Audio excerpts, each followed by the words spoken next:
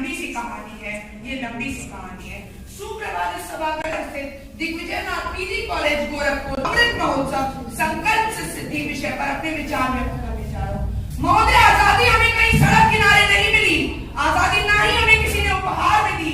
आजादी तो वो है जिसको पाने के लिए हमारे पूर्वजों ने हजारों लाखों की संख्या में बलिदान दिया। आजादी तो वो है जिसकी अग्नि को जलाए रखने के लिए हमारी बहनों ने अपनी राखी का बलिदान दिया। और हाँ महोदय, आजादी वो आजादी जिसको पाने के लिए हमारे पूर्वजों के सर कट गए लेकिन धड़ चलते रहे। हमारा सनातन धर्म युगों युगों से चलता आ रहा है, इसकी महत्ता का वर्णन मैं आपसे क्या ही करूं महोदय।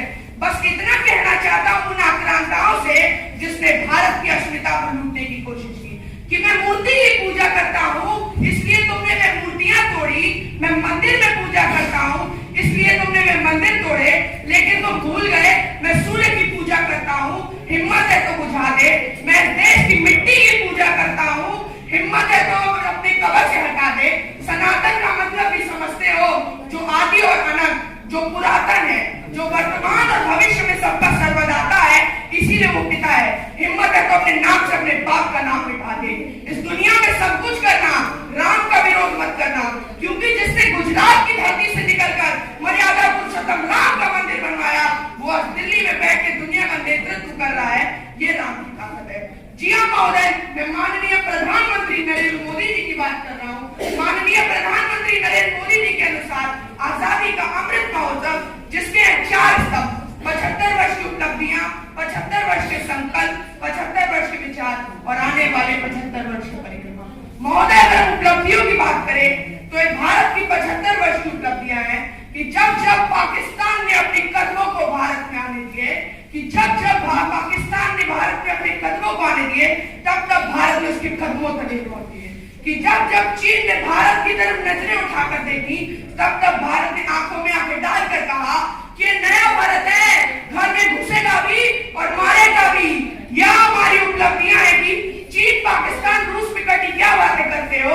हमने तो चंद्र मंगल पर भी तिरंगा गाड़ दिया, हमने तो चंद्र मंगल पर भी तिरंगा गाड़ दिया। महोदय, अगर उद्देश्य की बात करें कि आजादी के अमृत महोत्सव में हमारा उद्देश्य क्या होना चाहिए, तो हमारा उद्देश्य यह है कि पबजी और टिकटॉक में जमाने वाली युवा पीढ़ी कहीं भूल न जाए हमारे पूर्वजों के बलिदान को। हमें बताने की आवश्यकता है जलियांवाले बाग के दीवारों पे बने गोलियों के निशान को। हमें सुनाने की आवश्यकता है जलियांवाले बाग के कुएं में से आवाज आती है आजादी की चीखों को, और दिखाने की आवश्यकता है 1.25 लाख से लड़ते एक किस्से को। उन्हीं पूर्वजों के बलिदान में से मैं श्री मोहनदास करमचंद गांधी जी का किस्सा बताना चाहूंगा कि 1932 में खड़े गांधी जी इंग्लैंड में राजा के महल में अकेले। राजा ने पूछा, well mister Gandhi, where are you? तुम्हारे कपड़े कहां गए? बिना काम में हिंदुस्तान के सबसे बड़े वीर ने गर्व से कहा कि मेरे छोड़ो महाराज, मेरे पूरे देश के कपड़े तो आपने चुरा कर पहन लिए और पूछते हो मेरे कपड़े कहां गए। और जिन्होंने हाथ बांध रखे हो और सोचते हो कि मैं सच नहीं कह रहा, ये आजादी का 75वां वर्ष अमृत महोत्सव, इसमें बता रहा हूं कि गांधी का कलेजा नापा नहीं, महसूस किया जाता है। महोदय, अगर हम आने वाले 75 वर्षों की बात करें तो हमारा उद्देश्य क्या होना चाहिए, हमारा संकल्प क्या होना चाहिए, और हमारे आने वाले 75 वर्ष कैसे होने चाहिए। महोदय, हमारे आने वाले 75 वर्ष हमारी पीढ़ी सामाजिक परिवर्तन में प्रतिबद्ध हो और नैतिक नियमों से व्यापक हो। महोदय, बीते 75